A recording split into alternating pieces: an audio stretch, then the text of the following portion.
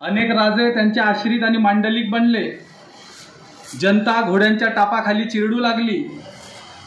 मंदिरात जमीनदोस्त होऊ लागली। देव वाचवायचा की जीव या अपेक्षेमध्ये दिवस ढकलू लागलेत। एका काळ्याकुट्ट आणि भयान पर्वाला सुरुवात झाली। या देशाने 700 वर्षांची अमावस्या भोगली।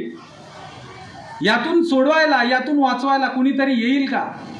पण म्हणतात असं की काळ्याकुट्ट अंधारातूनच उषक्काल होतो, पहाट होते।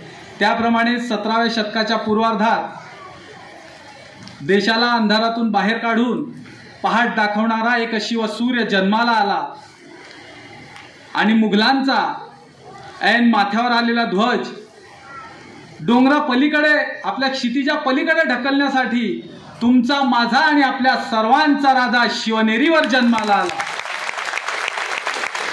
अरे द्या बत्ती तोफांना, कळू द्या साऱ्या जगाला, द्या बत्ती तोफांना, कळू द्या साऱ्या जगाला, आणि ओरडून सांगा त्या निजामाला, तुमचा बाप जन्माला आला, तुमचा बाप जन्माला आला।